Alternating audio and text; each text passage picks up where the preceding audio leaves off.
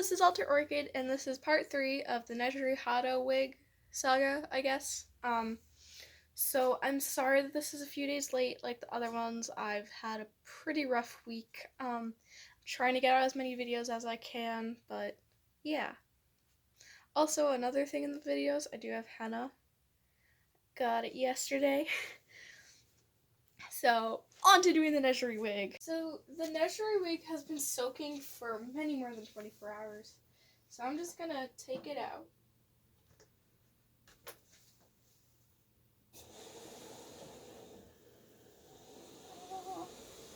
It honestly looks so much better. Less like nightmare fuel. So, I'm just going to take a hanger. And, like in the other videos, I'm just going to loop it through the wig cap part.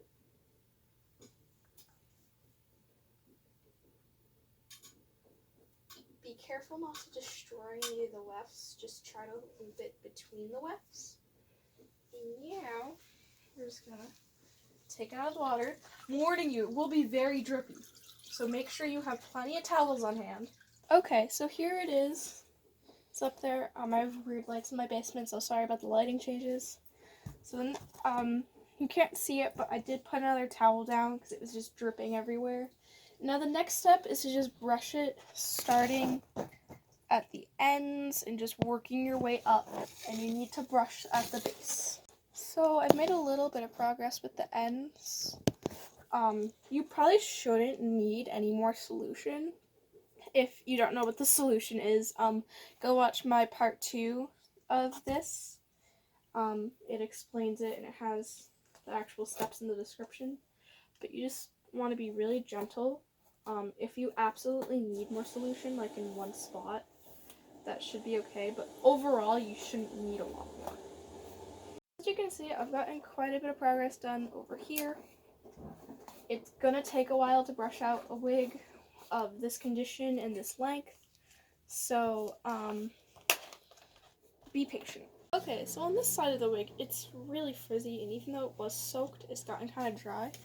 So I'm gonna use some of the solution. Like I said, check out part 2. I'll put a little card of it, probably be over there. Like a So I'm just gonna spray some of this on there just to get it wet.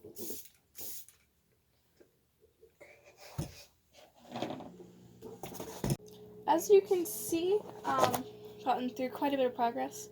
I found that a good technique is to get it so that the wig cap is facing forward. Put your hand behind it, put the brush on the other side, and then just like sandwich the wig and brush down. Oop, that's a tangly spot, so that's not really a good example. But just sandwich the wig and brush it down. It helps get through a bunch of the layers. You don't have to do as much individual brushing, as in like you don't have to brush like just this strand. Definitely helps. And then once you have gotten past the ends, just slowly work your way upwards. Also, another note, wigs in this quality will also have snarls that are extremely bad. If worse comes to worse, isolate the snarl and cut as few fibers as you can to get it out. I actually did have to do this. I don't know if it's going to appear well on camera, but there was a really bad snarl and I had to cut about, I'm gonna say about 4 or 5 wig fibers to get it out. Don't go on a, oops, I dropped that brush. Don't go on a trimming spree of just cutting every single snarl out. Most of them you will be able to get out on their own, but a few you won't be able to get out. Always try as many other options as you can before cutting out a snarl. Try putting fabric softener in it. Try literally anything you can except cutting it. Actually, here's a prime example of another one I'm going to have to cut out. Or it might just fall out. I don't know. Okay, it's not coming out. So, I'm going to get a better camera. Okay, this is a better angle. So, as you can see, There is quite a big snarl here, and only a few wig fibers connecting it to the actual wig. That's a telltale sign. That was my sister in the background. That's a telltale sign that this snarl is probably gonna have to be trimmed. So the first thing you should do is, nope, doing this with one hand, is It's like a dog. It needs to be trimmed. yeah. My sister was just saying that wigs are sometimes like dogs and they need to be trimmed. So you should try to see if any more wig fibers on the top can come out of the snarl. I've checked this and no, they cannot. So at this point, you're going to want to trim it. Oop, I can move the wig closer. You're going to want to trim it. You can kind of see that. So you're just going to want to take a pair of sharp craft scissors. Don't do like safety scissors. If you're a young child, you're going to want to get an adult's help with this because these scissors are sharp. They could hurt you. So you want to find the top of the snarl. So there, top of it. And just very gently trim it. As close to it as you can. It's gonna feel sad taking off so much hair, but the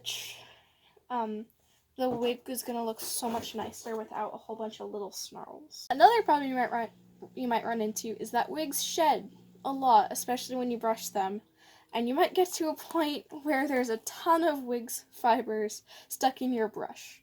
So here's what to do in that instance. Take these scissors again. Once again, I'm serious about this. If you're a small child, please get an adult's help with this. I don't need anyone getting hurt from these tutorials. Okay, back to the tutorial part. So try to get as much out of the brush as you can, then just trim it as close to the bristles as you can without cutting the bristles. Yeah, your brush is gonna fall. So now, just take the scissors and trim all the wig fibers that are in between the bristles. So just go between the bristles, trimming.